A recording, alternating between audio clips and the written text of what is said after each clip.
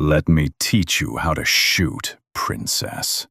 Sergeant Tyler Mason's voice boomed across NATO's elite training facility, his smirk visible to the 200 spectators gathered for the international sniper competition.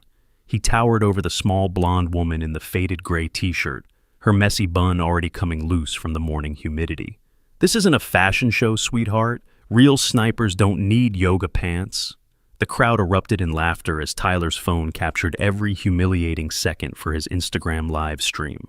3,000 viewers and counting watched him snatch the worn baseball cap from Skylar Rivers' head, tossing it carelessly into the mud. Her blue eyes remained steady, unflinching, as fellow NATO officers from 15 countries pointed and whispered. "Seriously, who let the intern on the range?" Captain Bradley Stone called out from the observation deck, his British accent cutting through the Georgia morning air. "This is supposed to be elite training, not bring your daughter to work day." Skylar knelt slowly to retrieve her cap, those calloused hands moving with an odd precision that only Master Sergeant Jake Rivers seemed to notice. 27 years in Marine Force Recon had taught him to recognize certain movements, and something about this woman's controlled stillness made his instincts prickle. "Don't teach me something I already wrote," Skylar said quietly, her voice barely audible over the ongoing mockery. Tyler laughed harder, turning back to his phone camera. "Did you hear that, everyone? Princess here thinks she wrote the manual." He gestured dramatically at the massive sniper rifle mounted on the range table. "Right, and I'm the Pope." But in exactly 18 minutes, when that torn gray t-shirt revealed what lay beneath, every single person on that range would understand they had just witnessed the biggest mistake of their military careers.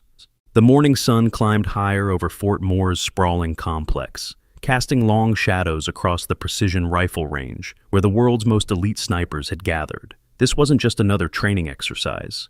The International Advanced Marksmanship Competition drew the finest shooters from NATO's Special Operations community, men and women who could put rounds on target at distances that defied imagination. Each participant had earned their place through years of dedicated service, countless hours of training, and confirmed kills in the world's most dangerous theaters. Tyler Mason adjusted his phone angle to capture more of the growing crowd. His live stream had exploded beyond his wildest expectations. What started as casual documentation of another military exercise had transformed into viral entertainment. Comments flooded in faster than he could read them, viewers sharing the stream across social media platforms, hungry for content that promised authentic military drama. "Check this out, folks," Tyler narrated to his phone, his voice carrying the practiced confidence of someone accustomed to being the center of attention. "We've got ourselves a real-life situation here. Little Miss Nobody somehow talked her way onto a range with actual professionals." He panned the camera across the assembled crowd, lingering on the patches and insignia that marked each participant's elite status. British SAS, German KSK, Canadian JTF-2, Norwegian FSK, and dozens of other special operations units represented the pinnacle of military precision. Skylar finished cleaning the mud from her cap with methodical movements that spoke of ingrained habit. Each motion seemed calculated, efficient, as if she'd performed this exact sequence countless times under far more demanding circumstances. The fabric was worn thin from years of use. The original color faded to an indeterminate gray that matched her simple t-shirt. "Ma'am, you sure you're in the right place?" Rangemaster Davis approached with clipboard in hand, his weathered face creased with concern. 35 years of managing military ranges had taught him to spot potential problems before they developed, and this situation practically screamed liability issues. This competition requires specific qualifications, security clearances, demonstrated proficiency standards. "I'm qualified," Skylar replied simply, producing a set of papers from her back pocket. The documents looked official enough, complete with stamps and signatures, though Davis noticed they seemed remarkably fresh for someone claiming extensive experience. Tyler zoomed his camera in on the exchange, providing running commentary for his growing audience. "Oh, this is rich. She's got paperwork. Probably printed them off the internet this morning." His followers responded with crying, laughing emojis and fire symbols, urging him to continue the entertainment. Captain Bradley Stone descended from the observation platform with purposeful strides, his parachute regiment insignia catching the morning light. 6 feet of British military precision, Stone embodied everything the modern professional soldier aspired to become. His record spoke for itself. Multiple deployments to Afghanistan, confirmed kills at ranges exceeding 1,000 meters, and a reputation for turning raw recruits into deadly accurate marksmen. Right then, Stone announced, his voice carrying the authority of command across the suddenly quieter range. Let's sort this nonsense out properly. He examined Skylar's paperwork with the intensity of a man accustomed to finding flaws in even the most carefully prepared documents. These qualifications, where exactly did you earn them?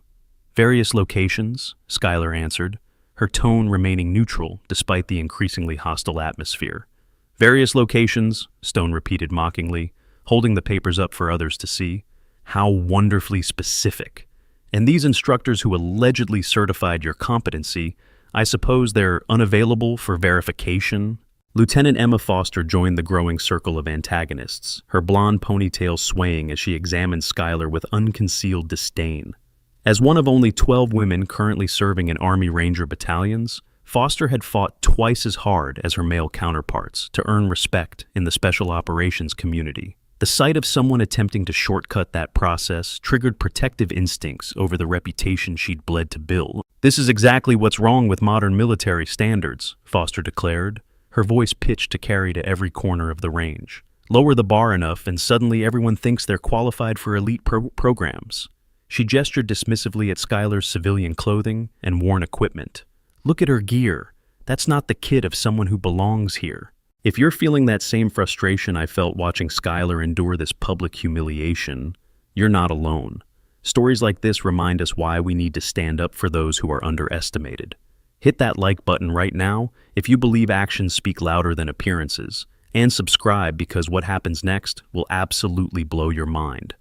By the way, I'm curious, where are you watching this incredible story unfold from?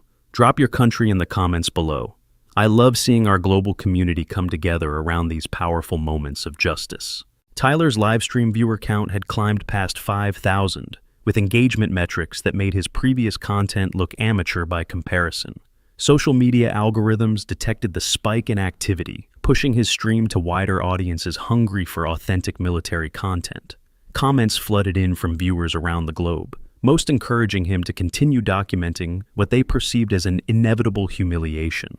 Equipment inspection time, Tyler announced dramatically, gesturing toward the rifle assignment table, where competition organizers had laid out an array of precision weapons. Each rifle represented hundreds of thousands of dollars in military hardware, custom-built systems capable of placing rounds with surgical accuracy at distances measured in kilometers rather than meters. Rangemaster Davis consulted his assignment roster with growing confusion. Miss Rivers, according to this paperwork, you're requesting... He paused, double-checking the notation. A standard-issue training rifle, not one of the competition-grade systems? That's correct, Skylar confirmed, approaching the table where a single rifle sat apart from the others. While the competition weapons gleamed with pristine condition and advanced optics, her assigned rifle looked like it had seen better decades. The stock showed wear from countless training exercises. The scope mount exhibited slight looseness that would affect accuracy, and the barrel displayed the kind of honest wear that marked a weapon used for instruction rather than precision work. Captain Stone examined the rifle with professional interest, immediately recognizing multiple deficiencies that would make accurate shooting nearly impossible.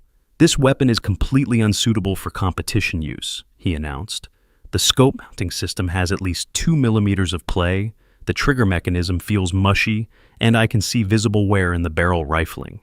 It's what I requested, Skylar said simply, accepting the rifle and beginning her own inspection with movements that caught Master Sergeant Rivers' attention once again. Her hands moved across the weapon with practiced efficiency, checking bolt operation, trigger function, and sight alignment with the kind of muscle memory that spoke of thousands of repetitions. Tyler positioned himself for optimal camera angle as Skylar worked. You seeing this, people? Princess here is actually going through with it. She's going to attempt precision shooting with training equipment that belongs in a museum. His audience responded with predictions of spectacular failure, betting pools on how badly she would miss, and increasingly creative suggestions for humiliating challenges. The rifle's serial number caught Skylar's eye as she examined the receiver, a manufacturing date from 2011 that placed its construction during the height of military operations in Afghanistan. The wear patterns told stories of countless training cycles, of young soldiers learning marksmanship fundamentals under the guidance of instructors who understood that precision shooting demanded more than expensive equipment. Ammunition selection, Rangemaster Davis continued down his checklist, gesturing towards several boxes of match-grade cartridges specifically selected for competition use. Each round had been hand-loaded to exacting specifications, with powder charges measured to the tenth of a grain and bullets seated to precise depths that optimized ballistic performance. Lieutenant Foster intercepted Schuyler's movement toward the ammunition table, her smile sharp with malicious intent. "Oh, I think there's been a mistake," she said sweetly, redirecting Schuyler toward a different box. "These rounds here are much more appropriate for your skill level." The ammunition she indicated was standard military ball ammo, designed for basic training rather than precision work, with tolerances that would make accurate shooting at extended ranges nearly impossible. "Is there a problem with those cartridges?" Master Sergeant Rivers asked, his voice carrying the weight of decades spent teaching marksmanship to young Marines. "Not at all," Foster replied with false innocence. "Just ensuring our guest has ammunition appropriate to her equipment and experience level." Rivers examined the ammunition box with growing concern. Military ball ammo served its purpose in combat situations, where volume of fire mattered more than surgical precision, but using it in a precision shooting competition was like bringing a butter knife to a surgery. The cartridges showed significant variations in case length, bullet weight, and powder charge that would create unpredictable accuracy problems. Schuyler accepted the ammunition without protest, her silence somehow more unsettling than any complaint would have been.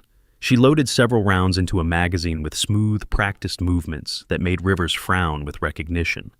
There was something about the way she handled cartridges, checking each one briefly before loading, that suggested familiarity with situations where a single defective round could mean the difference between mission success and catastrophic failure. "Range assignment," Davis announced, consulting his clipboard once more.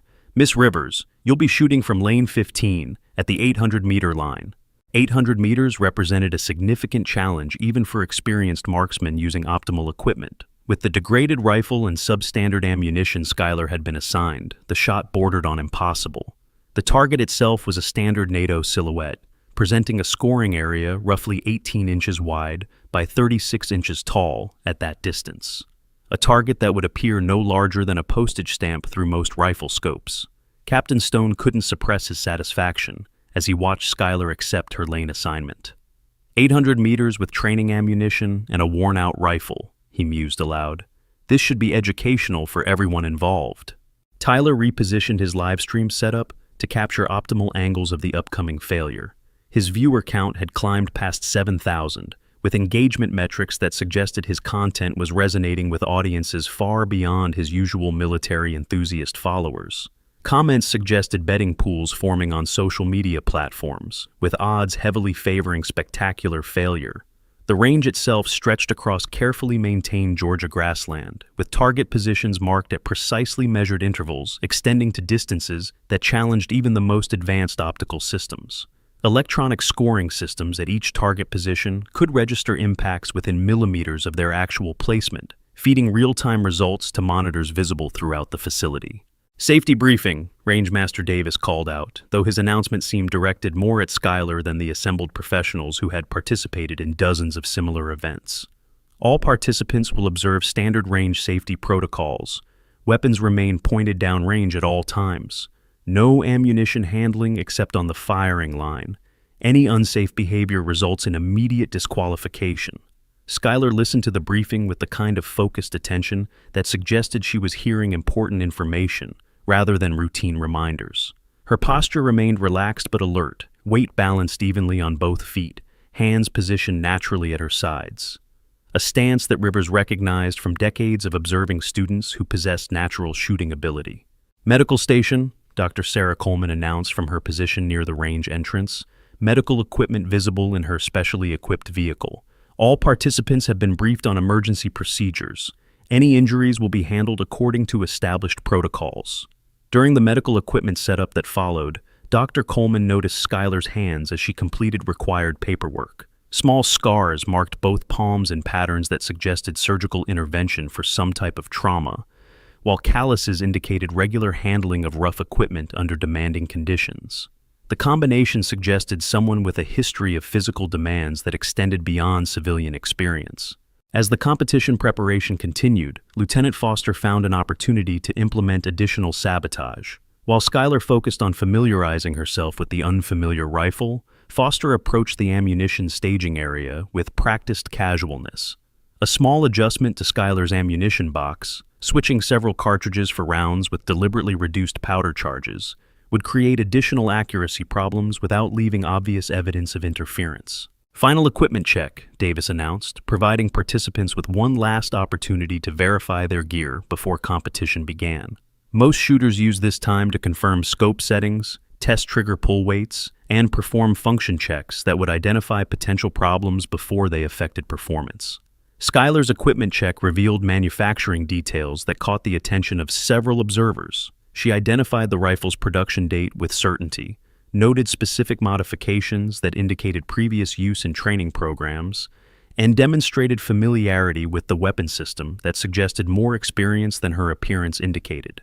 "That's a Block 2 modification," Master Sergeant Rivers observed, watching Skylar's inspection process. "Those changes were only implemented on rifles used for specific training programs." "Is that significant?" Dr. Coleman asked, her medical background leaving her unfamiliar with the technical details of military weapons systems. Block 2 modifications were restricted to rifles used in advanced marksmanship programs, Rivers explained. The changes improved accuracy and reliability under demanding conditions.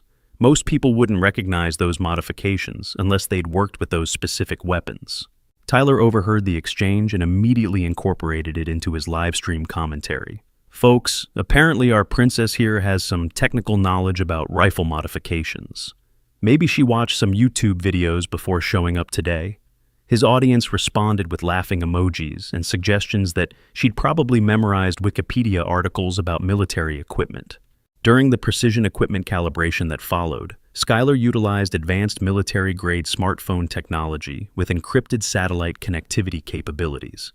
The ruggedized tablet she referenced contained specialized ballistics calculation software, originally developed for special operations units. These devices featured reinforced titanium construction, designed to withstand extreme battlefield conditions that would completely destroy standard civilian electronics. The integrated GPS systems with military-grade encryption provided real-time atmospheric data processing that enabled split-second trajectory calculations under the most demanding operational circumstances. The competition format was straightforward but demanding. Each participant would fire a series of precision shots at increasing distances, with scoring based on accuracy and consistency rather than speed. Points would be awarded for shots landing within specific scoring rings, with the highest scores advancing to more challenging phases that would test skills under simulated combat conditions. "First relay to the firing line," Rangemaster Davis announced. "Participants will fire 5 rounds for record at 800 meters. Time limit is 10 minutes from the command to commence firing." Skylar moved to lane 15 with controlled movements that spoke of familiarity with range procedures.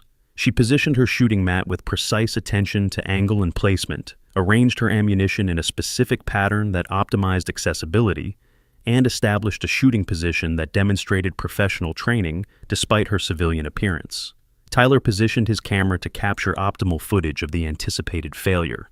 "Here we go, people. This is the moment we've all been waiting for. Princess is about to discover what happens when reality meets fantasy."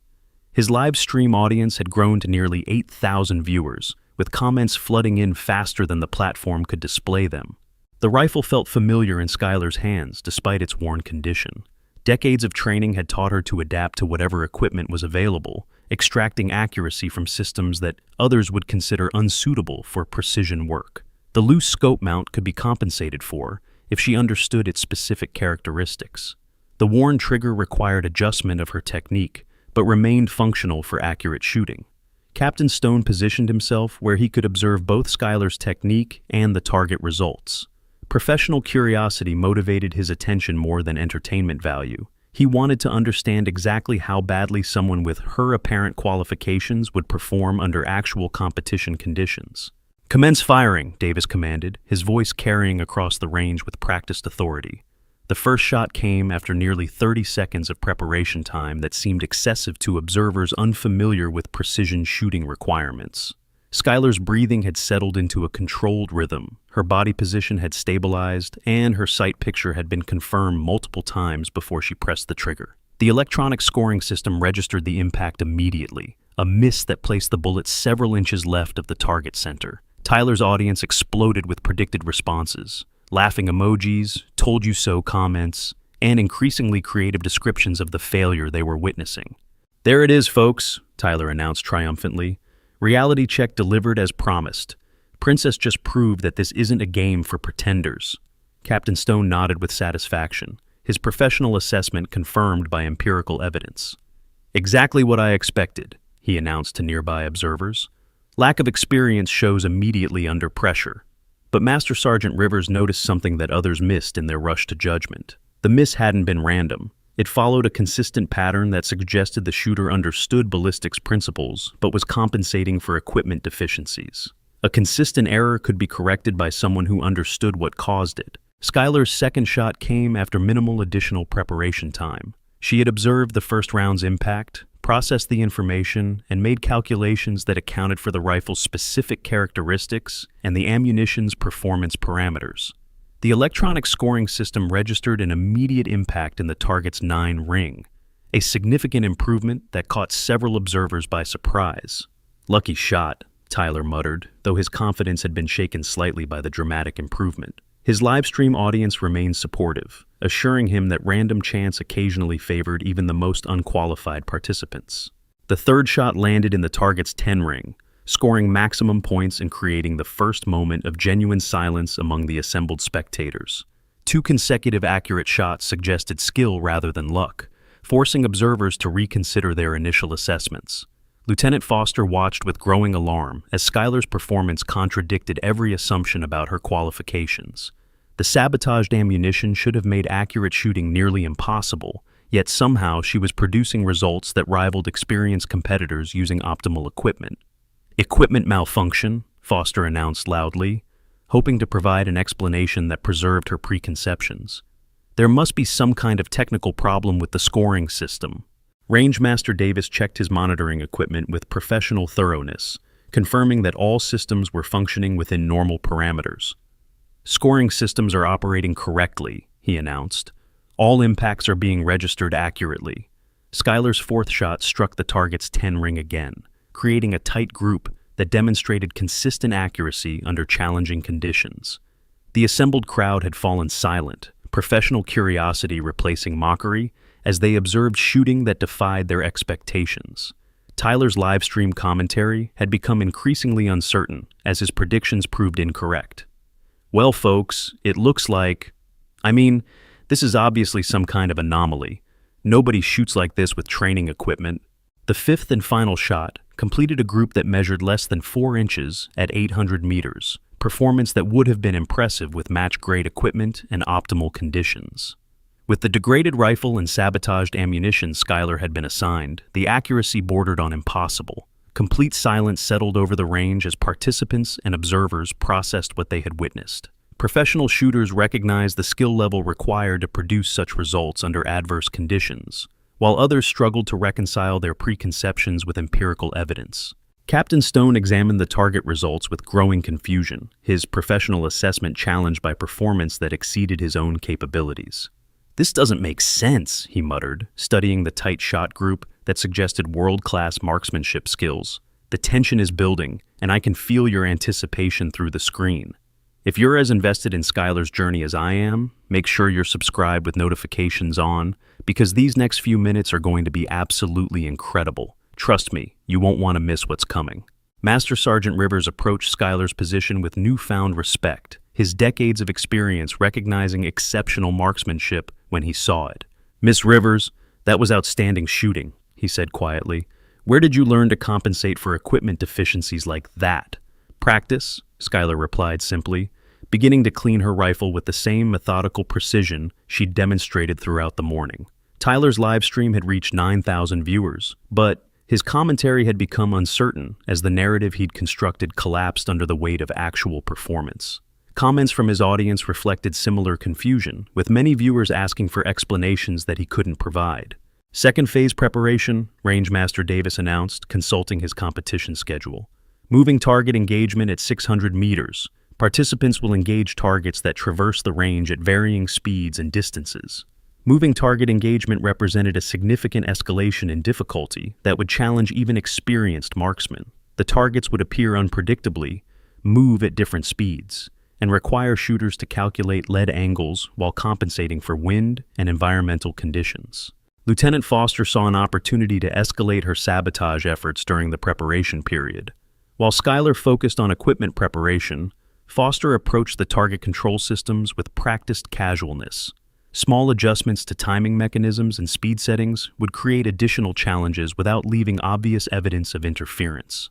Captain Stone positioned himself for optimal observation of the upcoming challenge, his professional interest now motivated by genuine curiosity rather than anticipated entertainment. The accuracy Schuyler had demonstrated in the first phase suggested skills that demanded explanation, regardless of her civilian appearance and substandard equipment.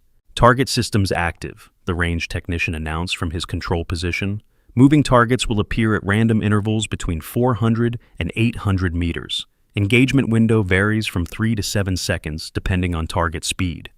Schuyler established her shooting position with the same precision she'd demonstrated earlier, though Rivers noticed subtle differences in her setup that suggested adaptation to the new challenge requirements. Her body position allowed for rapid target acquisition and smooth tracking, while her equipment arrangement optimized reload speed and ammunition accessibility. Tyler repositioned his camera for optimal coverage of the moving target phase, his confidence partially restored by the increased difficulty level. All right, folks, this is where things get real. Moving targets separate the pretenders from the professionals. Let's see how Princess handles this reality check. The first target appeared at 600 meters, moving left to right at moderate speed across a predetermined path. Most shooters would require several seconds to acquire the target, calculate lead angle, and execute an accurate shot before the target disappeared behind concealment. Schuyler's shot came within 2 seconds of target appearance, striking center mass with precision that drew audible gasps from experienced observers. Her target acquisition speed and accuracy calculation exceeded anything the assembled professionals had witnessed, suggesting training that went far beyond civilian experience. Holy cow, Master Sergeant Rivers breathed, his professional composure shaken by shooting that defied explanation.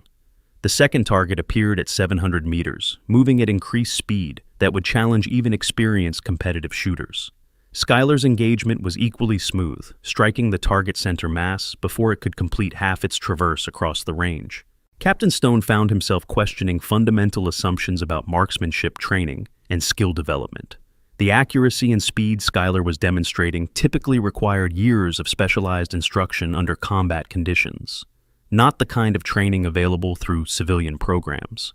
Lieutenant Foster watched with growing alarm as her sabotage efforts proved ineffective against shooting skills that seemed immune to equipment limitations and deliberate interference. Each successful engagement made her own qualifications appear less impressive by comparison. Target 3, 400 meters, high-speed traverse, the range technician announced, implementing Foster's unauthorized modifications that would make the engagement nearly impossible for most shooters. Schuyler tracked the target smoothly, despite its increased speed, her rifle movement flowing like water as she calculated lead angles that accounting for the target's acceleration and environmental factors. Her shot struck center mass once again, completing an engagement that should have challenged Olympic-level competitive shooters. Tyler's livestream audience had grown increasingly confused as their expectations were systematically dismantled by performance that exceeded anything they'd anticipated. Comments ranged from accusations of staged events to genuine admiration for skills that transcended their previous understanding of marksmanship capabilities. Fourth target, extreme range, variable speed, the technician continued, now genuinely curious to see if Schuyler could maintain her performance under maximum difficulty conditions. The target appeared at the range's maximum distance, barely visible even through high-powered optics. Its erratic movement pattern would challenge the most sophisticated ballistic computers, requiring instantaneous calculations that exceeded human computational abilities under normal circumstances. Schuyler's shot came after minimal hesitation, striking the distant target with precision that silenced even the most skeptical observers. Her ability to process complex ballistic variables under time pressure suggested training that went far beyond anything available through conventional military programs. Dr. Coleman noticed physiological details during Skylar's shooting that caught her medical attention. The surgical scars on her hands became more visible under stress, while her breathing pattern and heart rate remained remarkably controlled despite the challenging conditions. The combination suggested someone with extensive experience managing stress under demanding circumstances. Equipment inspection, Rangemaster Davis announced, his professional curiosity demanding verification that Skylar's performance was achieved through skill rather than equipment modifications. All weapons and optics will be examined to ensure compliance with competition standards. The inspection revealed exactly what Davis expected: a worn training rifle with loose scope mounts and degraded accuracy potential. The ammunition showed signs of deliberate sabotage that should have made accurate shooting impossible. Yet somehow, Skylar had produced results that exceeded anything achieved by participants using optimal equipment. Phase 3 preparation, Davis continued, consulting his competition schedule with growing bewilderment. Precision engagement under simulated combat conditions. Targets will appear at unknown distances with limited engagement windows. Simulated combat conditions would test skills under the kind of pressure that separated recreational shooters from professional operators. Targets would appear without warning, engagement windows would be measured in seconds, and environmental stressors would challenge both physical and mental performance. Master Sergeant Rivers approached Skylar during the preparation period, his curiosity finally overcoming professional restraint. "Miss Rivers, I have to ask, where exactly did you receive your marksmanship training? The skills you're demonstrating aren't available through conventional programs." "Various locations," Skylar replied, using the same non-committal response she'd provided earlier. "Various locations," Rivers repeated thoughtfully. "That's interesting phrasing. In my experience, people who train at various locations usually have some connection to programs that don't appear in standard training records." Tyler overheard the exchange and immediately incorporated it into his live stream commentary, though his earlier confidence had been replaced by genuine confusion.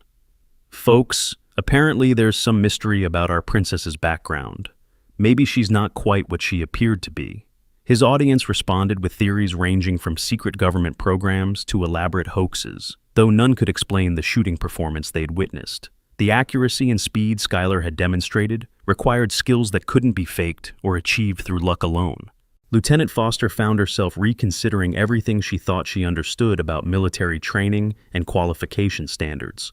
The possibility that someone with Skylar's apparent lack of credentials could outshoot experienced special operations personnel challenged fundamental assumptions about merit and capability.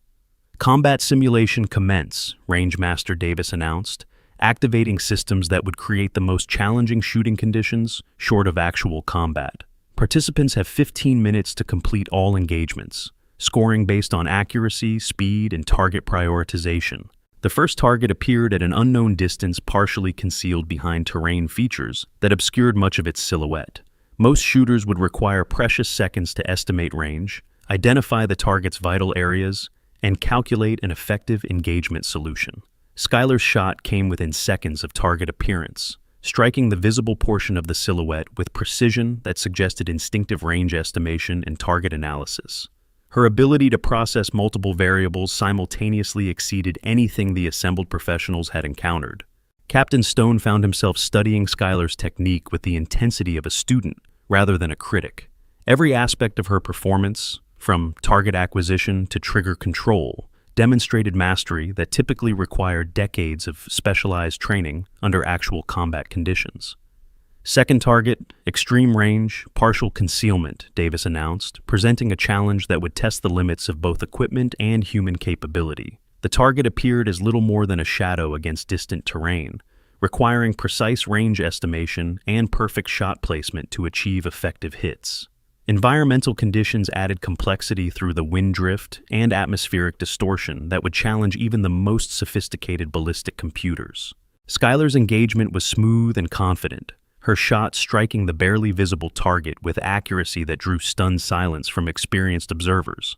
Her ability to achieve precision under such challenging conditions suggested training that went far beyond anything available through conventional military programs. Tyler's livestream had reached 12,000 viewers, with engagement metrics that indicated viral potential beyond his wildest expectations. Comments flooded in from viewers around the globe, many expressing genuine amazement at shooting skills that challenged their understanding of human capability.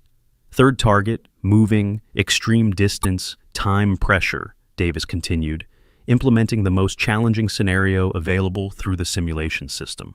The target appeared at maximum range, moving erratically while partially concealed behind terrain features that obscured much of its silhouette. Successful engagement would require instantaneous processing of multiple variables under severe time pressure, a challenge that separated elite operators from conventional marksmen. Skylar tracked the target smoothly despite its complex movement pattern, her rifle flowing like liquid as she calculated lead angles that accounted for distance, speed, wind drift, and target acceleration. Her shot struck center mass just before the target disappeared behind concealment. Master Sergeant Rivers stood in stunned silence, his professional composure shattered by shooting that exceeded anything he'd witnessed in nearly 3 decades of military service. The skills Skylar was demonstrating belonged in classified programs that didn't officially exist, not in open competitions documented by social media live streams. Dr. Coleman noticed additional physiological details that caught her medical attention. Skylar's hands showed callus patterns consistent with extensive weapons handling under demanding conditions, while muscle memory responses suggested training that had been reinforced through countless repetitions under stress. Final target, multiple simultaneous engagements, Davis announced, presenting the ultimate challenge that would test Skylar's ability to prioritize threats and execute rapid precision shots under maximum time pressure. 3 targets appeared simultaneously at different ranges and positions, requiring instantaneous threat assessment and engagement prioritization. Most shooters would struggle to engage even one target effectively under such conditions, let alone achieve multiple precision hits within the available time window. Skylar's response was fluid and controlled, engaging each target in optimal sequence with precision that suggested tactical training rather than recreational shooting experience. Her ability to manage multiple threats simultaneously spoke of preparation for situations where failure meant consequences far more serious than competition scores. The simulation concluded with Skylar achieving perfect scores under conditions that had challenged the capabilities of every other participant. Her performance had systematically exceeded every assumption about civilian qualifications and conventional training programs. Tyler's livestream audience had grown to 15,000 viewers, with engagement metrics that suggested his content was reaching audiences far beyond his usual military enthusiast following. Comments reflected genuine amazement, mixed with theories about Skylar's background that ranged from plausible to wildly speculative. Captain Stone approached Skylar with newfound respect, his earlier dismissiveness replaced by professional curiosity about training that produced such exceptional results. "Miss Rivers, I owe you an apology," he said formally. "Your performance has been genuinely impressive." "Thank you," Skylar replied simply, beginning to clean her equipment with the same methodical precision she'd demonstrated throughout the competition. Lieutenant Foster found herself questioning fundamental assumptions about qualification standards and merit-based selection. The possibility that someone with Skylar's apparent background could outperform experienced special operations personnel challenged everything she thought she understood about military training. "Score compilation," Rangemaster Davis announced, though the results were already clear to anyone who had observed the competition. "Final standings will be posted within 30 minutes. Master Sergeant Rivers lingered near Skylar's position, his curiosity about her background intensifying with each demonstration of exceptional skill. "Miss Rivers, I hope you don't mind me asking, but those shooting techniques you demonstrated, where exactly does someone learn skills like that?" "Practice," Skylar replied again, using the same non-committal response she'd provided to similar questions throughout the day. Rivers studied her face carefully, searching for clues that might explain shooting skills that exceeded anything he'd encountered in conventional military training. Something about her calm demeanor and precise movements suggested experience with situations far more demanding than competition shooting. Tyler concluded his live stream with commentary that reflected his growing confusion about events that had systematically exceeded his expectations.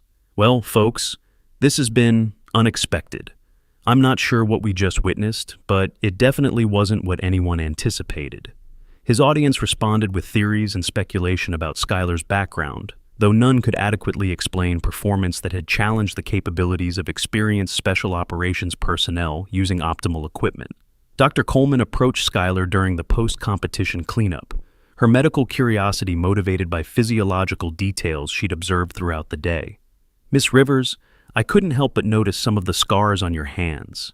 Would you mind if I asked about their origin?"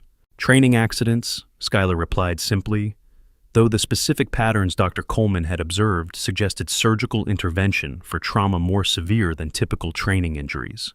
As the competition area was secured and equipment collected, whispered conversations among participants reflected genuine puzzlement about Schuyler's performance. Professional shooters recognized skills that typically required years of specialized training under actual combat conditions, not the kind of instruction available through civilian programs.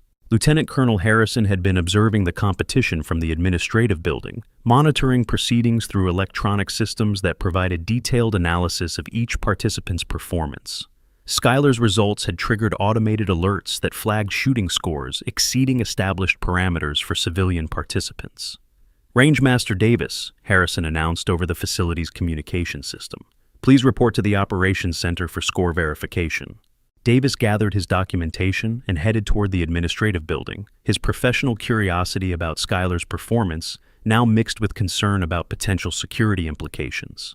Shooting skills at the level she'd demonstrated typically indicated training through programs that maintained strict classification controls. The operations center hummed with electronic equipment that monitored every aspect of range activities, from individual shot placement to environmental conditions that might affect performance. Large displays showed detailed ballistic analysis that confirmed what observers had witnessed firsthand. "Davis, these scores can't be correct," Harrison said, studying performance data that exceeded established norms for civilian participants. "Nobody achieves this level of accuracy with training equipment and sabotaged ammunition." "Sir, I verified all systems multiple times," Davis replied. "The scoring equipment is functioning correctly. Miss Rivers achieved those results through actual shooting performance." Harrison studied the data with growing concern, his security background recognizing implications that extended beyond simple competition results. Shooting skills at Schuyler's demonstrated level typically indicated training through classified programs that maintained strict controls over participant backgrounds and qualifications. "Pull her files," Harrison ordered. "I want a complete background check on Schuyler Rivers, including any military service records, training certifications, and security clearances." The database search produced minimal results that raised more questions than they answered. Schuyler Rivers appeared in employment records as a civilian contractor with various government agencies, but details about her specific duties and qualifications remained classified above Harrison's clearance level. "Sir, there's something unusual about these records," the database technician reported. "Most of the information is restricted, but what's available suggests Miss Rivers has some kind of special access clearances." Harrison felt a chill of recognition as he studied the limited information available about Schuyler's background. Classification patterns in her file suggested involvement with programs that didn't appear in conventional military databases, the kind of operations that left minimal documentation by design. "Contact Colonel Mitchell at Special Operations Command," Harrison ordered. "Tell him we may have a situation that requires his immediate attention." The call to Special Operations Command triggered a series of inquiries that would eventually reach personnel with appropriate clearances to access Schuyler's complete background. But those inquiries would take time, and Harrison sensed that events at his facility were developing faster than bureaucratic processes could address. Meanwhile, Schuyler had completed her equipment cleanup and was preparing to leave the facility. Her civilian appearance and modest demeanor gave no indication of the concern her performance had generated among facility security personnel.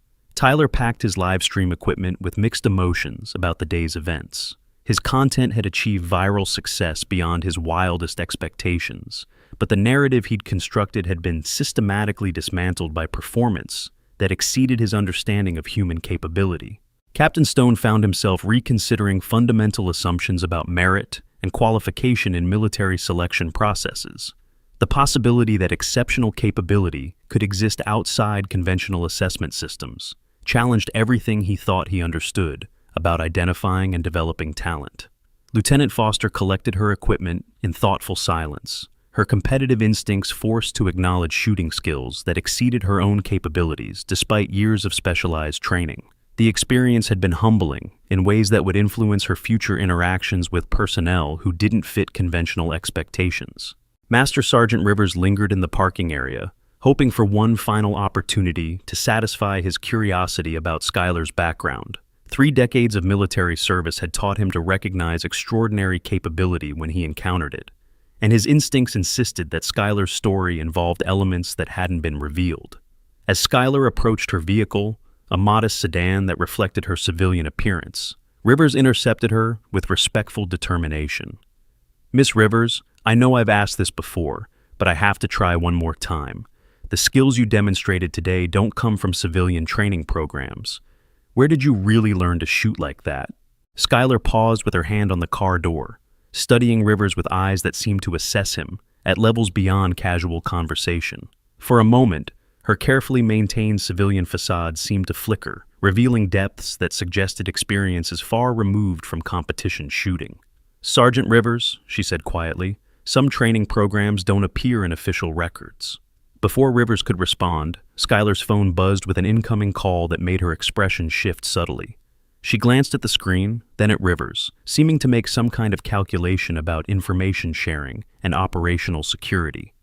"I have to take this," she said, answering the phone with a simple, "Yes?" The conversation that followed was brief and conducted in language that revealed nothing to casual observers, but Rivers caught enough to understand that someone with authority was requesting Skylar's immediate presence at an unspecified location for reasons that weren't being discussed over unsecured communications. "Understood," Skylar concluded the call. "I'll be there in 2 hours." She ended the call and looked at Rivers with an expression that seemed to weigh multiple factors before reaching some kind of decision. "Sergeant Rivers, if anyone asks about today's events, I was here as a civilian contractor conducting routine equipment evaluation." "Equipment evaluation," Rivers repeated thoughtfully, "and the shooting demonstration?" "Was necessary to verify system performance under challenging conditions," Skylar replied, her tone shifting to something more formal and professional. Rivers nodded slowly, his understanding growing as pieces of a complex puzzle began forming recognizable patterns. "Miss Rivers, or whoever you really are, it's been an honor." Skylar's smile carried warmth that hadn't been visible during her earlier interactions with hostile participants. "The honor was mine, Sergeant. Thank you for recognizing professionalism regardless of appearances." As she drove away from the facility, Rivers stood in the parking area, processing events that had systematically challenged his understanding of military training and qualification systems. The shooting skills Skylar had demonstrated belonged in classified programs that he'd heard rumors about, but never encountered directly. His phone buzzed with a text message from an unknown number. "Some warriors prefer to remain invisible until circumstances require otherwise. Today's demonstration was necessary for reasons that will become clear. Thank you for your professionalism and discretion." Rivers deleted the message and returned to the facility, his mind racing with implications that extended far beyond simple competition results. He had the distinct impression that he'd witnessed something significant, though its full meaning remained unclear. Inside the administrative building, Lieutenant Colonel Harrison was receiving information that would fundamentally alter his understanding of the day's events. The call from Special Operations Command had connected him with personnel who possessed appropriate clearances to discuss Skylar's actual background and the reasons for her presence at his facility. "Colonel Harrison, this is Colonel Mitchell at Special Operations Command. I understand you have questions about one of today's competition participants." "Yes, sir. A civilian contractor named Skylar Rivers who demonstrated shooting skills that exceeded anything I've seen from our regular participants." "Colonel Harrison, Miss Rivers is not a civilian contractor. She's a special operations instructor conducting a classified evaluation of your facility's training standards and security protocols." Harrison felt the ground shift beneath his assumptions as Mitchell continued his explanation. "Her performance today was designed to identify potential security vulnerabilities and assess the professionalism of your staff and participants under challenging circumstances." "Sir, are you saying that everything we witnessed today was some kind of test?" "Affirmative. Miss Rivers holds qualifications that are classified above your current clearance level, but I can confirm that her shooting demonstration was well within her documented capabilities. The real evaluation was how your facility and personnel responded to her presence. Harrison reviewed the day's events through this new lens, recognizing patterns that made sense only in hindsight. Tyler's livestream documentation, the hostile treatment from certain participants, the equipment sabotage, all of it had been observed and analyzed by someone with qualifications to assess facility security and professional standards.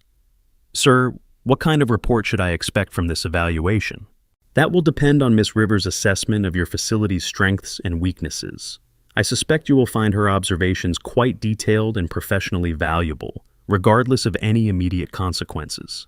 The call concluded with Harrison's head spinning from revelations that recontextualized every aspect of the day's events. What had appeared to be an embarrassing security breach was actually a planned evaluation that had tested his facility's response to unexpected challenges.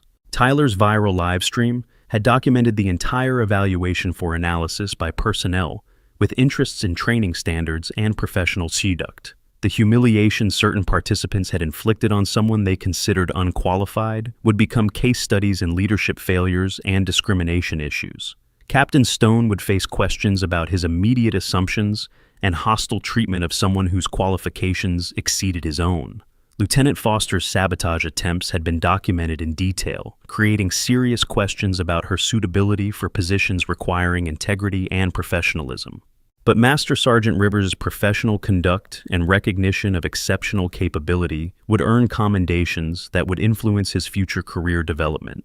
His willingness to look beyond appearances and acknowledge skill, regardless of conventional qualifications, had demonstrated leadership qualities that separated exceptional personnel from merely competent ones. As evening settled over the facility, the full implications of the day's events were still being processed by participants and observers who had witnessed something far more significant than a simple shooting competition. They had been evaluated by someone whose qualifications exceeded anything available through conventional military training, and their responses would influence policy decisions that extended far beyond their local facility. Somewhere in a secure facility, Skylar Rivers was compiling a detailed report that would assess training standards, security protocols, and professional conduct at one of NATO's premier marksmanship training centers.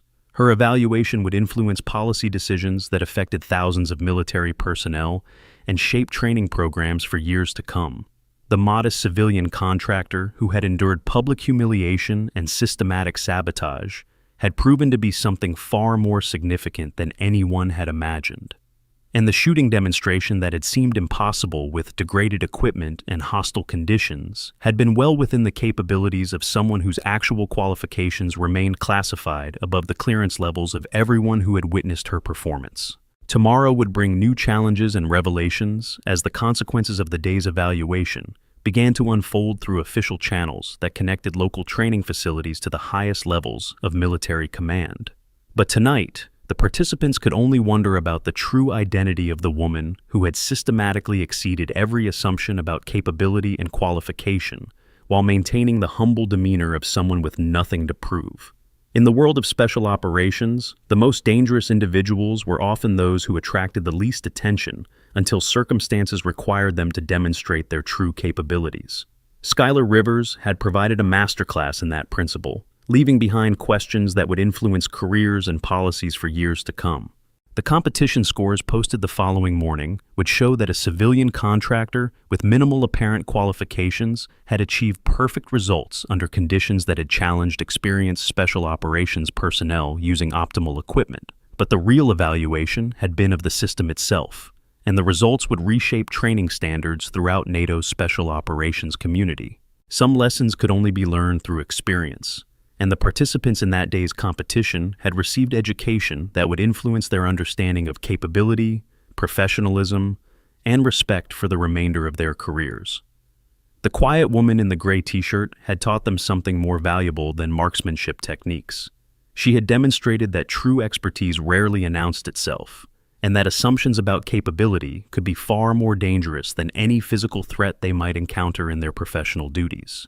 The morning had given way to afternoon heat that shimmered across the Georgia range, but the temperature inside Lieutenant Colonel Harrison's operations center had dropped several degrees since his conversation with Special Operations Command.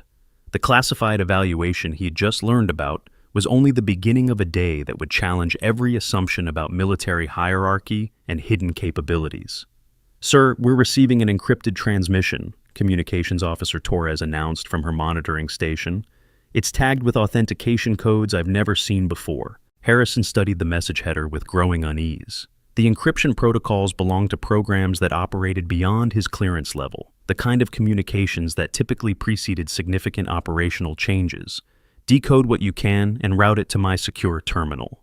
Meanwhile, on the range, Tyler's live stream had reached 18,000 viewers as word spread through social media about the mysterious shooter who had systematically dominated NATO's elite competition. His audience demanded more content, more drama, and Tyler was eager to provide both.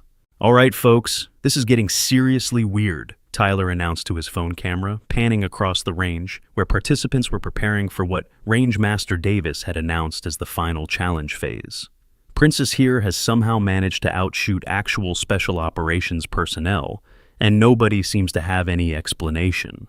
Captain Stone approached the group of remaining participants with an expression that mixed professional curiosity with wounded pride. His earlier dismissiveness had been replaced by something approaching respect, though he struggled to reconcile Skylar's civilian appearance with shooting skills that exceeded his own capabilities. "Final phase," Stone announced, his British accent carrying less arrogance than it had that morning. "Night vision engagement, 600 meters, no thermal assistance, simulated combat conditions." Lieutenant Foster felt her stomach tighten, as she realized this challenge would eliminate any remaining advantages that conventional training might provide. Night shooting, without technological assistance, separated natural talent from learned technique, instinct from instruction. The fact that Skylar had volunteered for this phase suggested confidence that bordered on disturbing. Skylar checked her equipment with the same methodical precision she'd demonstrated throughout the day, though Master Sergeant Rivers noticed subtle changes in her preparation routine. Her movements had become more economical, more focused, as if the previous challenges had been warm-up exercises for something more demanding. "Target acquisition will be by muzzle flash recognition only," Davis explained from the control station. "Participants will identify threats based on simulated enemy fire and engage using traditional marksmanship techniques without electronic assistance." Dr. Coleman observed the preparation with growing medical concern. The surgical scars she'd noticed on Skylar's hands were becoming more pronounced under stress, while her physiological responses suggested someone accustomed to operating under extreme pressure. The combination painted a picture of extensive trauma exposure that went far beyond civilian experience. Tyler positioned his camera for optimal low-light capture, his audience reaching 22,000 viewers as anticipation built for what many expected would finally reveal the limits of Skylar's mysterious capabilities. Comments flooded in with theories ranging from elaborate hoaxes to government conspiracy, though none adequately explained the shooting performance they'd witnessed. "Target systems initialized," the range technician announced. "Simulated muzzle flashes will appear at random intervals. Engagement window limited to 5 seconds maximum per target." The first flash appeared at extreme range, barely visible in the afternoon shadows that simulated low-light conditions. Most shooters would require precious seconds to process the visual information, estimate range, and calculate an engagement solution. Skylar's response was instantaneous. Her shot came within 2 seconds of the muzzle flash, striking center mass with precision that drew stunned silence from experienced observers. The speed of her target acquisition and accuracy calculation exceeded anything the assembled professionals had encountered in conventional training. "That's impossible," Captain Stone muttered, studying the target results through the high-powered optics. "Nobody reacts that quickly to low-visibility targets." The second target appeared at a different angle and distance, requiring immediate adjustment of shooting position and recalculation of environmental factors. Skylar's engagement was equally smooth, her rifle tracking the target location with fluid precision that suggested muscle memory developed through countless repetitions under actual combat conditions. Master Sergeant Rivers found himself studying Skylar's technique with the intensity of a student rather than an observer. Every aspect of her performance demonstrated mastery that typically required years of specialized training in environments where mistakes carried consequences far more serious than competition scores. "I can barely contain my excitement for what's about to happen. This is exactly why I share these stories, those moments when everything you think you know gets turned completely upside down. Stay right here because the revelation coming up will leave you speechless. Lieutenant Foster watched with growing alarm as her carefully constructed assumptions about military training and qualification standards crumbled under the weight of empirical evidence.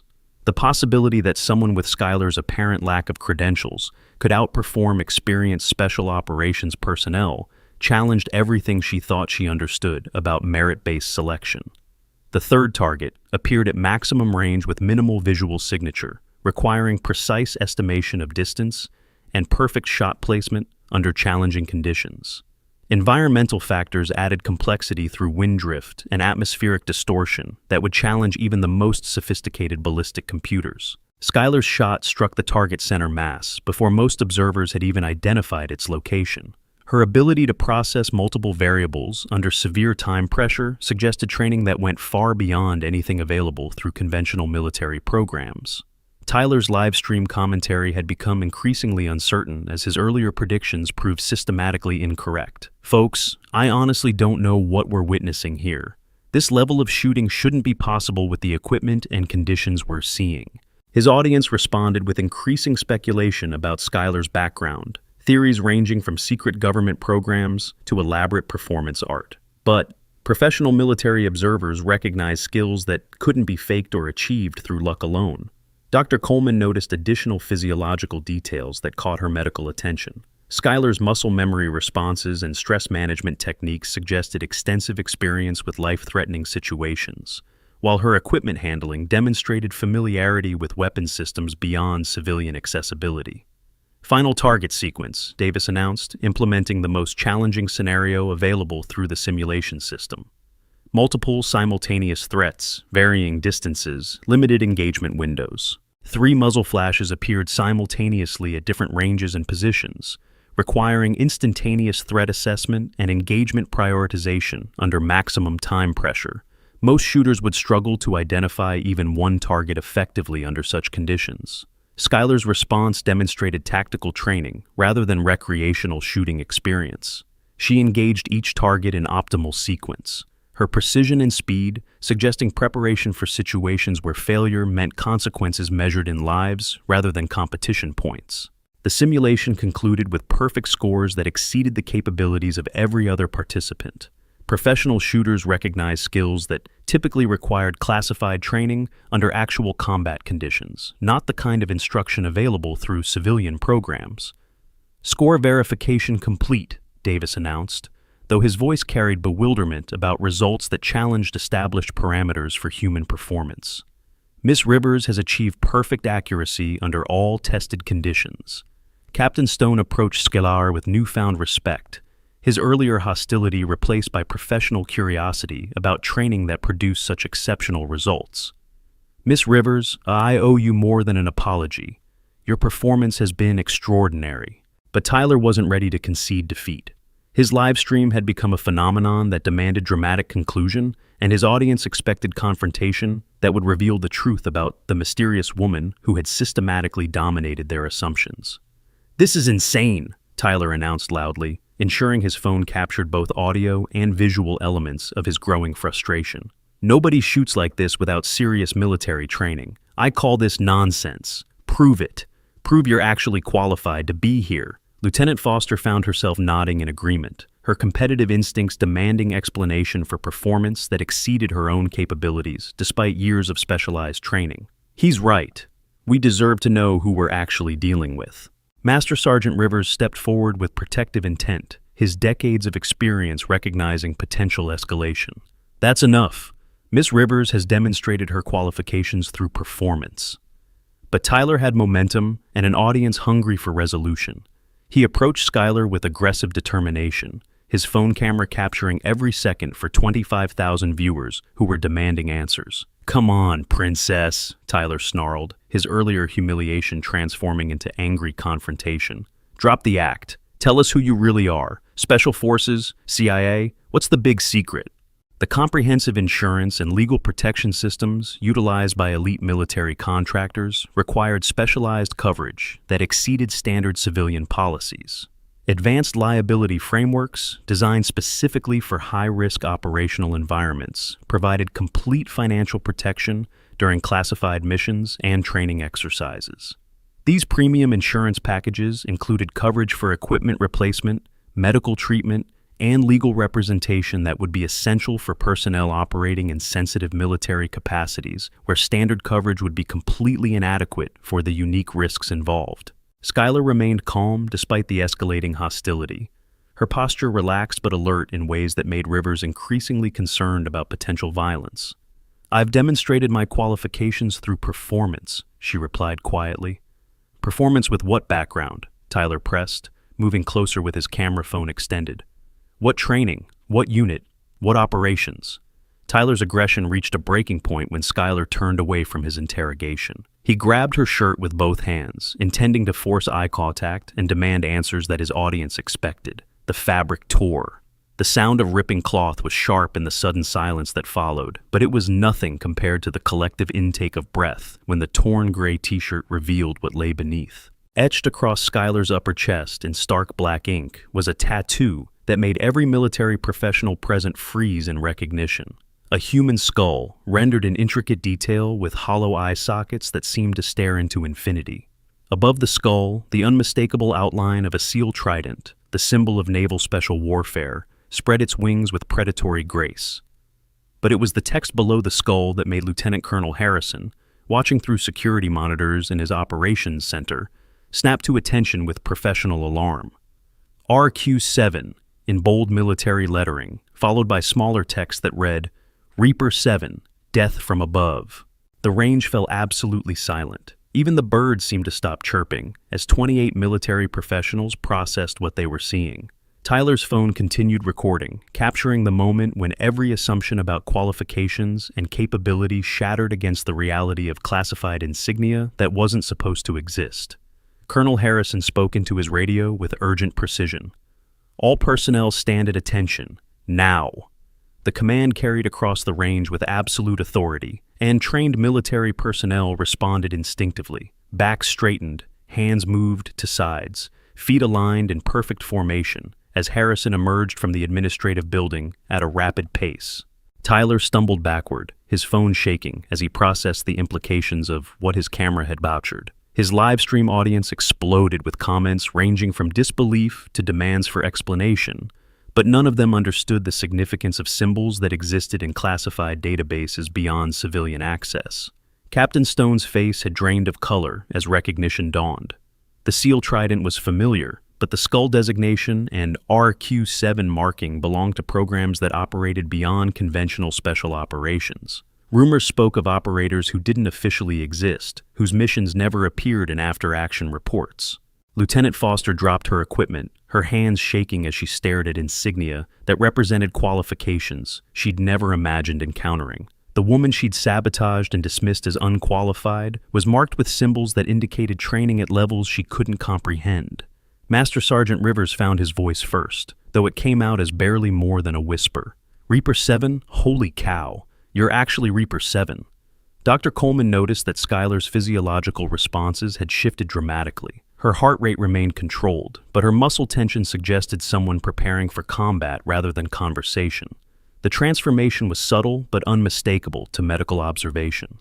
Colonel Harrison reached the range and immediately snapped to attention, rendering the kind of full military salute typically reserved for flag officers and Medal of Honor recipients.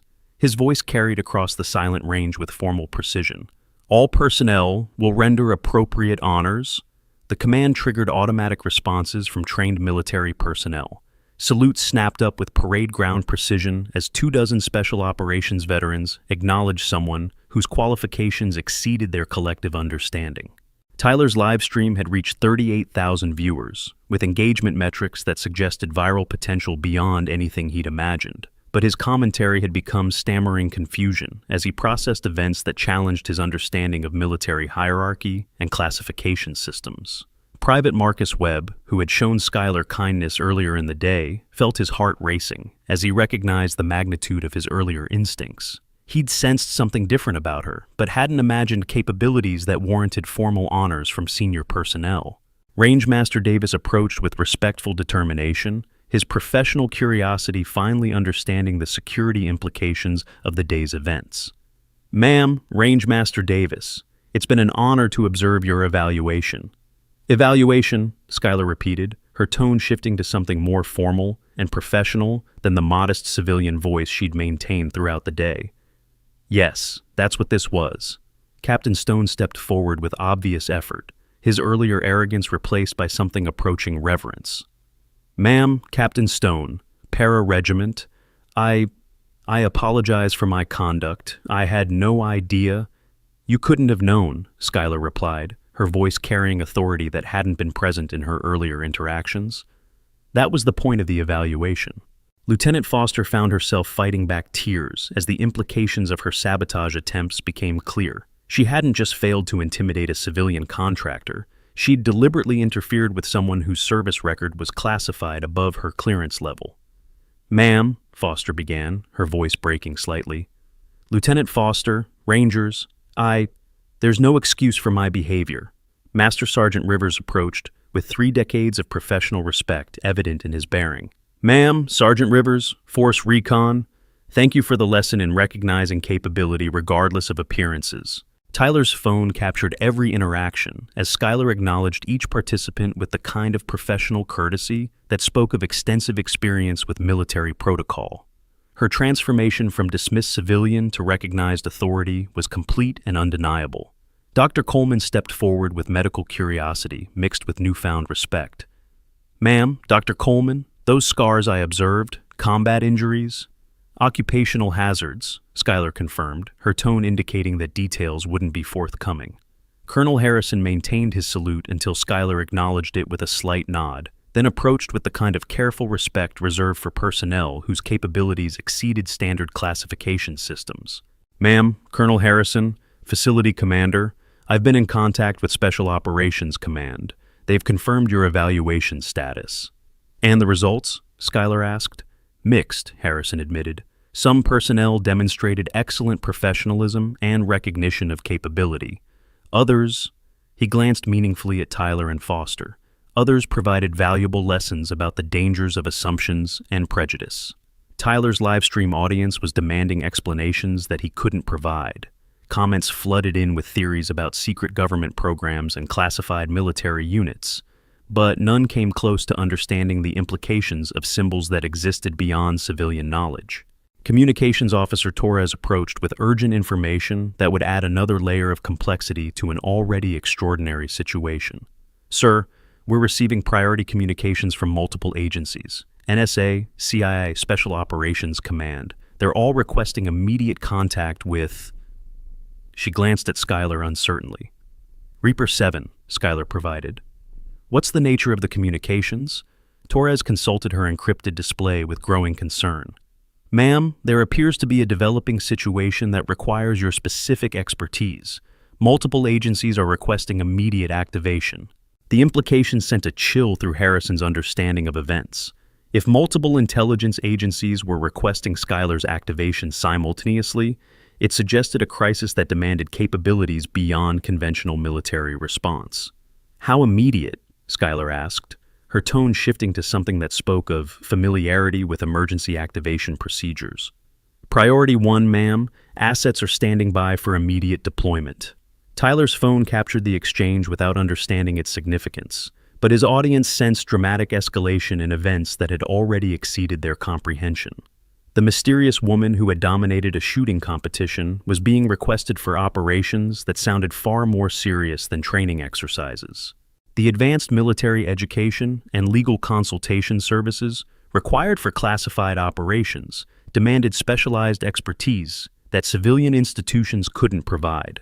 Professional development programs designed specifically for elite special operations personnel included comprehensive legal training, advanced tactical instruction, and classified protocol management.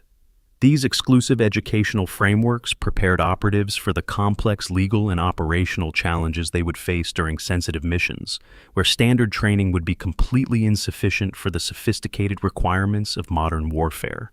Skylar considered the information while maintaining the kind of calm assessment that spoke of extensive experience with crisis decision-making. Time frame for deployment? 6 hours maximum, ma'am. Transportation is already en route. The sound of approaching helicopters confirmed Torres's statement, their distinctive rotor signatures indicating military aircraft rather than civilian transportation. Tyler's livestream audience could hear the approaching sounds, though they had no context for understanding their significance. Colonel Harrison stepped back respectfully as Skylar transitioned from evaluation mode to operational preparation. Ma'am, is there anything my facility can provide to support your mission requirements? Secure communications and a change of clothing, Skylar replied. The torn shirt might compromise operational security.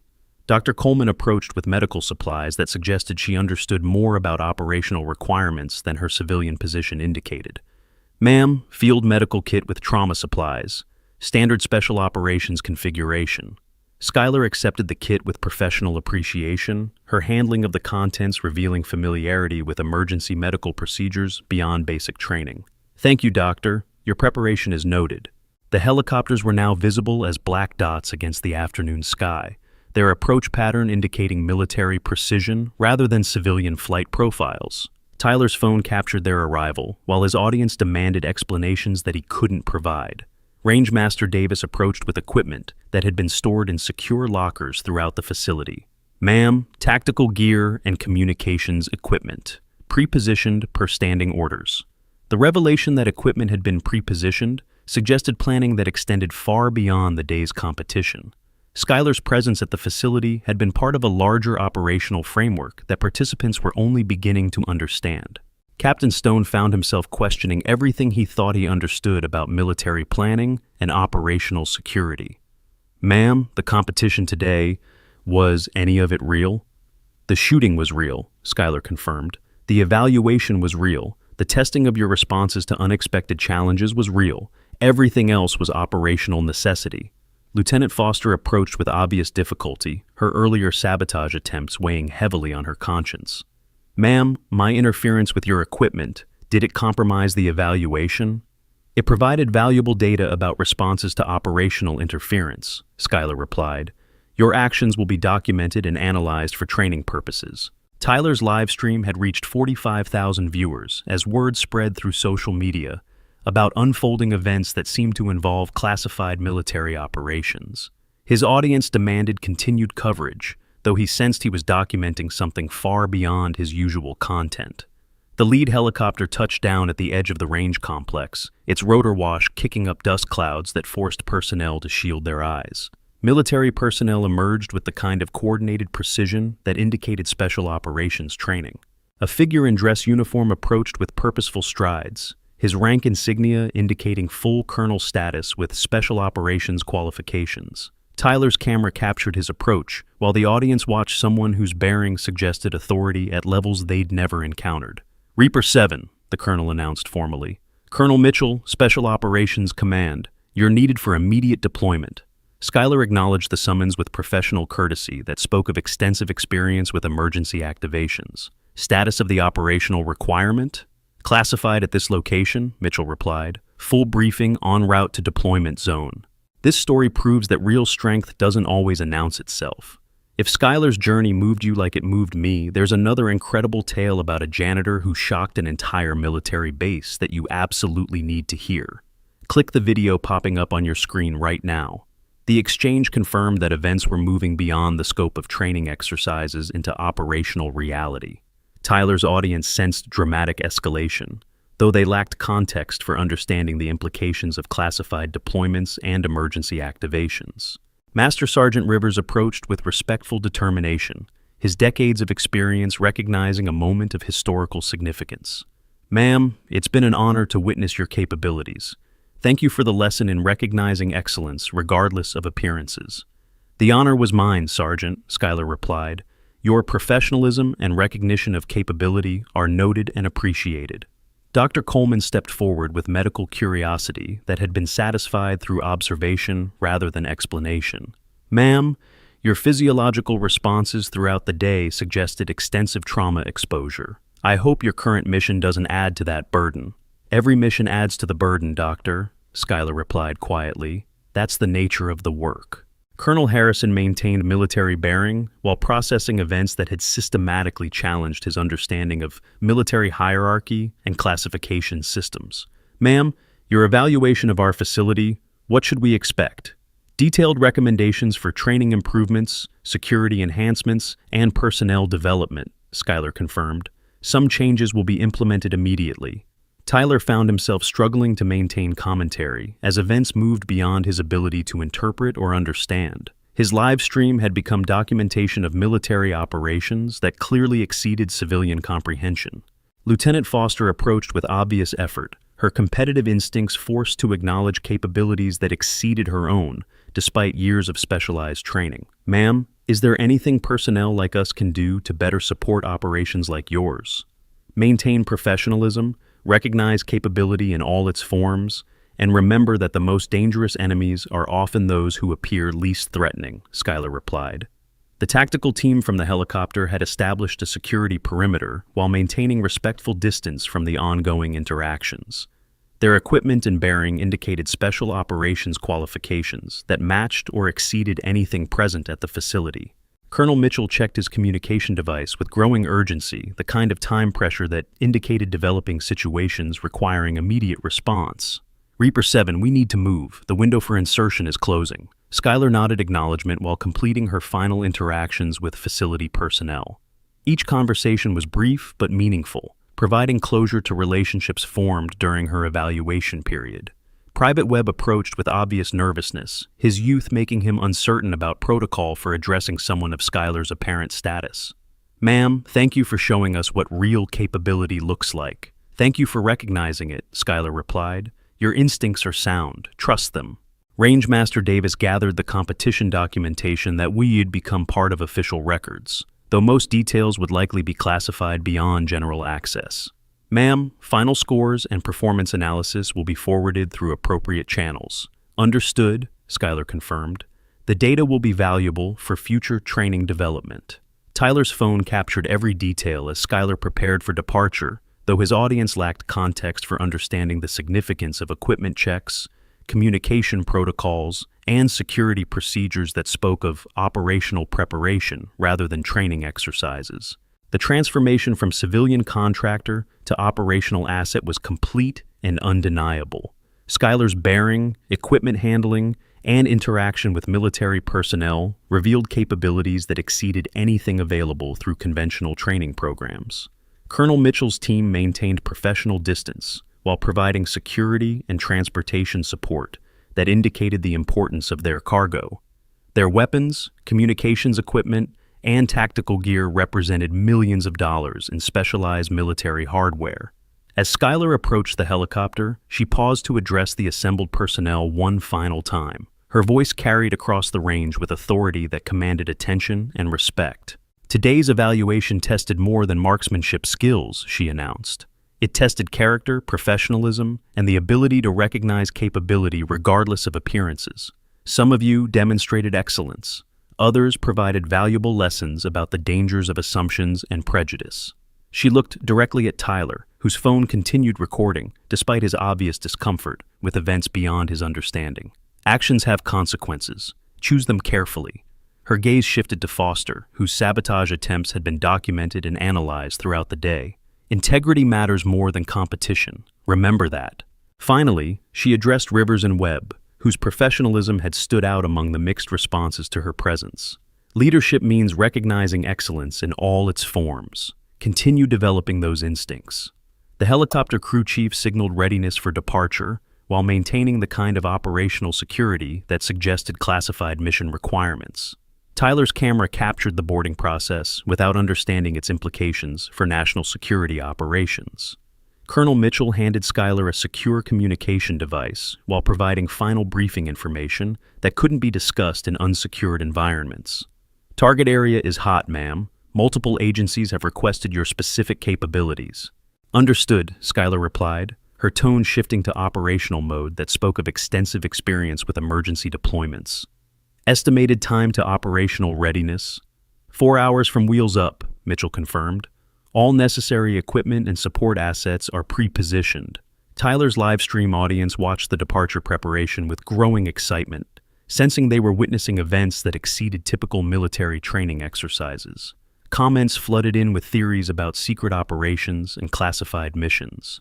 As the helicopter lifted off, carrying Skylar toward whatever crisis required her specific capabilities, the remaining personnel processed events that had systematically challenged their understanding of military hierarchy and hidden capabilities. Colonel Harrison addressed the assembled group with formal authority that indicated significant policy changes would follow the day's evaluation. Today's events are classified. No discussion of participant identities, capabilities, or operational details outside official channels. Tyler's live stream faced immediate challenges as military personnel implemented communication restrictions that would prevent further documentation of classified activities. His audience protested the sudden limitations, but operational security took precedence over entertainment value. The aftermath began immediately as personnel processed the implications of encountering someone whose qualifications exceeded their collective understanding. Each participant would face different consequences based on their responses to unexpected challenges. Captain Stone found himself questioning fundamental assumptions about merit and qualification in military selection processes. His dismissive treatment of someone whose capabilities exceeded his own would require serious self-reflection and professional development. Lieutenant Foster faced administrative reviews that would examine her sabotage attempts and discriminatory behavior toward personnel whose qualifications exceeded standard classification systems. Her future in special operations would depend on demonstrated growth and changed attitudes. Master Sergeant Rivers received commendations that would influence his future career development, with recognition for professionalism and ability to identify capability regardless of conventional appearances. His conduct had demonstrated leadership qualities that separated exceptional personnel from merely competent ones. Private Webb's instincts and respectful behavior earned positive notation that would accelerate his advancement opportunities. His ability to recognize professionalism, despite civilian appearances, marked him as leadership material. Dr. Coleman's medical observations and professional support had contributed valuable data to the evaluation process. Her insights about physiological responses under stress would influence future assessment protocols. Rangemaster Davis found his facility designated for expanded training programs based on infrastructure capabilities and security protocols that had been thoroughly tested during the evaluation. The competition had served as validation for operational readiness. Tyler faced legal reviews regarding his live stream documentation of classified activities. While his ignorance provided some protection, the viral nature of his content created security concerns that required official response. As evening settled over the facility, personnel began processing the full implications of the day's events. They had been evaluated by someone whose qualifications remained classified above their clearance levels, and their responses would influence policy decisions affecting thousands of military personnel. The modest civilian contractor, who had endured public humiliation and systematic sabotage, had proven to be something far more significant than anyone had imagined. The shooting demonstration that had seemed impossible with degraded equipment and hostile conditions had been well within the capabilities of someone designated as Reaper 7. In secure facilities around the globe, analysts processed the evaluation data that would reshape training standards and assessment protocols. The day's events had provided valuable insights into human behavior under unexpected challenges, leadership qualities under pressure, and the dangers of assumptions about capability. The helicopter carrying Skylar toward whatever crisis required her intervention disappeared into the evening sky, leaving behind questions that would influence careers and policies for years to come. Her brief appearance had demonstrated that true expertise rarely announced itself, and that the most dangerous individuals were often those who attracted the least attention. Some lessons could only be learned through experience, and the participants in that day's evaluation had received education that would influence their understanding of capability, professionalism, and respect for the remainder of their careers. The quiet woman in the gray t-shirt had taught them something more valuable than marksmanship techniques. She had proven that real warriors didn't need to prove themselves to anyone, and that assumptions about capability could be far more dangerous than any physical threat they might encounter in their professional duties. As classified reports made their way through official channels, one thing became clear. The evaluation at Fort Moore had succeeded beyond expectations in testing not just shooting skills, but character, leadership, and the ability to recognize excellence in unexpected forms. The legend of Reaper 7 would continue in classified operations around the globe, but her brief appearance as a humble civilian contractor had left an indelible mark on everyone who witnessed the transformation from dismissed outsider to acknowledged expert. In the end, the greatest victory wasn't the perfect shooting scores or the tactical demonstrations. It was the reminder that heroes walked among us every day, hidden in plain sight, ready to serve when called upon, asking for nothing more than the opportunity to complete their mission and protect those who could never know the full extent of their sacrifice. The evaluation was complete, the lessons learned, the mission continued. 3 months later, Tyler Mason sat in his studio apartment, staring at a computer screen, displaying numbers that would have seemed impossible just weeks earlier. His live stream from Fort Moore had achieved 67 million views across multiple platforms, spawning countless reaction videos, military analysis breakdowns, and conspiracy theories that ranged from plausible to wildly imaginative. But viral fame had come with unexpected consequences. The Department of Defense had contacted his platform providers, requesting voluntary compliance with national security guidelines regarding classified material. While Tyler's ignorance protected him from serious legal consequences, his content now carried warnings about potentially sensitive military information. The Reaper 7 incident, as social media had dubbed it, had become a cultural phenomenon that extended far beyond military circles. Hashtags like #don't judge the book and #hidden warriors trended for weeks, inspiring thousands of stories about underestimated individuals who had surprised their critics. Professional military forums exploded with analysis and speculation about the mysterious designation, RQ-7, and its implications for special operations structure.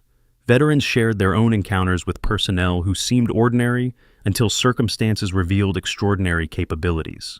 Tyler's phone buzzed with another interview request, this time from a major news network interested in his first-hand account of witnessing classified military capabilities. But something about the attention made him increasingly uncomfortable, as if his 15 minutes of fame had opened doors he wasn't prepared to walk through. At Fort Moore, the changes had been swift and comprehensive. Colonel Harrison received promotion orders that would place him in charge of a new training initiative designed to incorporate lessons learned from the Reaper 7 evaluation. The program would focus on recognizing and developing unconventional talent while eliminating bias and discrimination from selection processes. Captain Stone found himself assigned to sensitivity training that would address his immediate assumptions and hostile treatment of personnel who didn't fit conventional expectations. His record would carry permanent notation about the incident, serving as a reminder that capability could appear in unexpected forms. Lieutenant Foster faced a more serious reckoning. Her deliberate sabotage attempts had been documented in detail, creating questions about her suitability for positions requiring integrity and judgment. Transfer orders arrived within weeks, removing her from special operations training and placing her in administrative roles where her competitive instincts could be channeled more constructively. But the most significant changes occurred at levels beyond individual career soars. Pentagon analysts had spent months studying the evaluation data, extracting lessons about human behavior under unexpected challenges and the dangers of institutional bias. New protocols emerged that would reshape military training and assessment procedures across all service branches. Rangemaster Davis received funding for facility upgrades that would support expanded training programs based on infrastructure capabilities that had been thoroughly tested. His range became a model for future installations, incorporating both traditional military precision and adaptability for unconventional assessment methods. Master Sergeant Rivers discovered that his professional conduct during the evaluation had earned recognition at levels he'd never imagined. Assignment orders arrived offering him positions with specialized training units that worked with personnel whose qualifications exceeded standard classification systems. Dr. Coleman found herself recruited for military medical research that studied physiological responses under extreme stress. Her observations about trauma indicators and stress management techniques had contributed valuable data to programs that supported personnel operating in classified environments. Private Webb's instincts and respectful behavior had accelerated his advancement opportunities beyond normal timelines. His ability to recognize professionalism, regardless of appearances, marked him as leadership material for programs that demanded exceptional judgment under pressure. The ripple effects extended into civilian sectors as well. Defense contractors faced new scrutiny regarding their hiring practices and assessment methods. The possibility that exceptional talent might be overlooked due to conventional bias prompted industry-wide reviews of qualification standards and selection processes. Corporate training programs began incorporating elements from the Fort Moore evaluation, teaching managers and executives about the dangers of appearance-based assumptions. The business world recognized that competitive advantage often came from identifying capability that others missed or dismissed. Educational institutions studied the incident as a case study in bias recognition and inclusive excellence. Military academies updated their curricula to address the intersection of professionalism, respect, and operational effectiveness.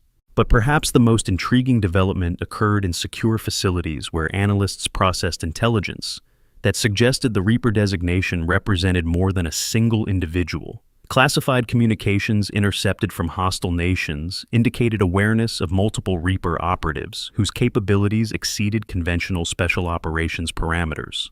A pattern emerged from global intelligence gathering that suggested a distributed network of highly qualified personnel operating under civilian cover identities.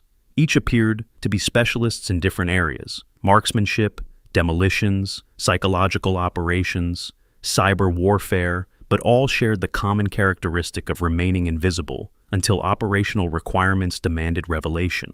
The implications were staggering. If such a network existed, it represented a paradigm shift in special operations methodology that prioritized deep cover integration over traditional military structure.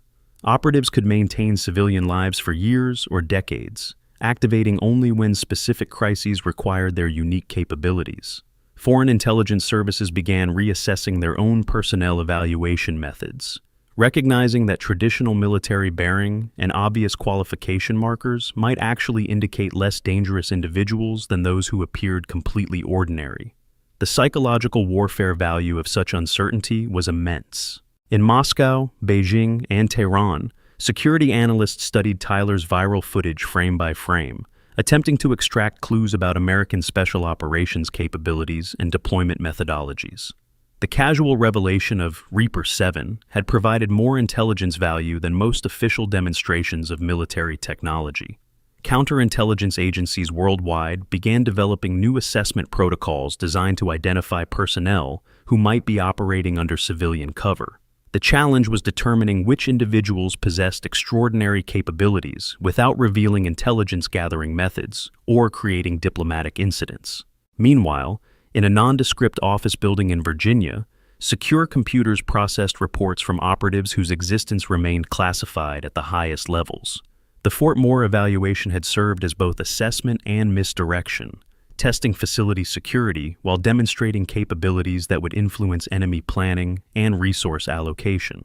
Analyst workstations displayed global maps marked with locations where similar evaluations were scheduled or had been completed. Each site represented a training facility, military base, or security installation that required assessment of personnel responses to unexpected challenges. The methodology was elegant in its simplicity. Deploy qualified operatives under civilian cover to test institutional bias, security protocols, and professional standards. Document responses for analysis and policy development. Extract maximum intelligence value from routine training exercises. But the program had evolved beyond simple evaluation. Reports suggested that hostile intelligence services were now actively seeking to identify and neutralize Reaper operatives, viewing them as threats to operational security and strategic planning. The hunter had become the hunted. Encrypted communications indicated increased surveillance of military contractors, civilian personnel with security clearances, and individuals whose backgrounds showed gaps consistent with classified service.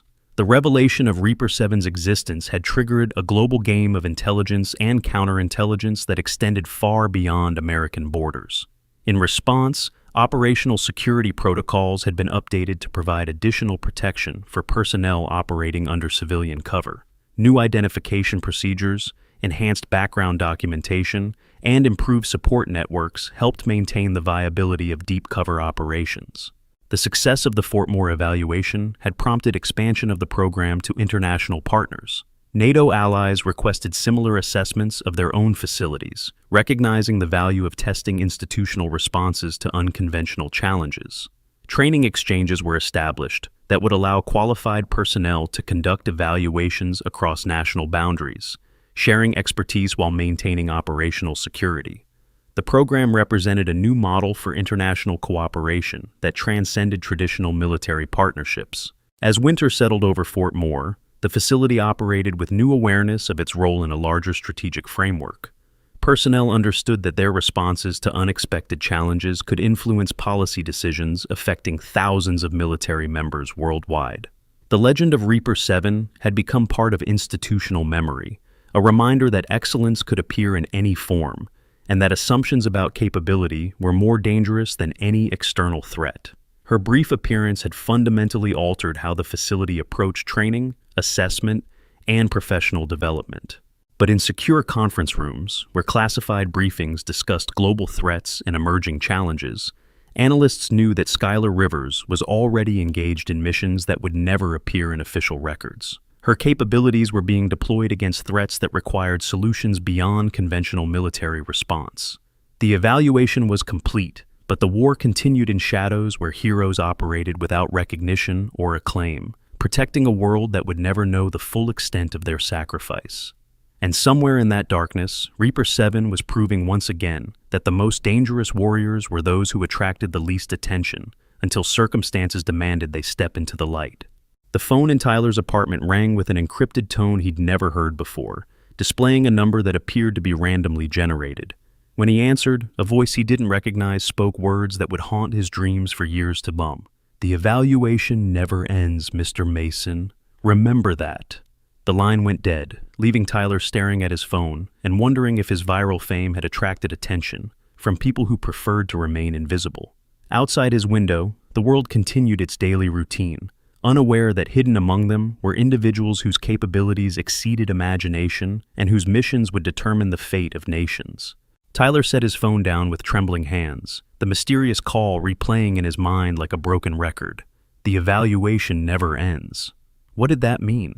His apartment suddenly felt less secure, every shadow potentially concealing watchers he couldn't see. The viral fame that had seemed like a blessing now carried undertones of danger he didn't understand. He walked to his window, studying the street below with new awareness. That jogger who passed at the same time every evening, was he really just exercising? The woman reading on the park bench across the street, did she glance up at his window too often? Tyler realized he was developing the same hypervigilance he'd witnessed in Skylar, the constant assessment of surroundings that marked someone accustomed to unseen threats. His laptop chimed with another interview request, this one from an investigative journalist who claimed to have information about similar incidents at military facilities worldwide. Tyler's finger hovered over the delete button, remembering the voice on the phone and its implied warning about continuing attention. 6,000 miles away, in a compound that didn't appear on any satellite imagery, Skylar Rivers moved through pre-dawn darkness with the fluid grace that had once deceived a range full of elite soldiers. Her mission gear bore no identifying markings, her face was covered by advanced night vision equipment, and her hands, those same hands that had trembled with nerve damage while shooting impossible targets, now steadied a different kind of precision instrument. The target was a terrorist financier who had evaded international law enforcement for 3 years. His compound was protected by security systems that had defeated 2 previous rescue attempts. But those attempts had been conducted by conventional forces operating under conventional rules. Reaper 7 operated under different parameters entirely. The insertion had taken 14 hours of careful movement through hostile territory, avoiding patrols and surveillance systems while carrying equipment that weighed more than most people could lift. Her damaged nerves protested every movement, but years of adaptation had taught her to work with limitations rather than against them.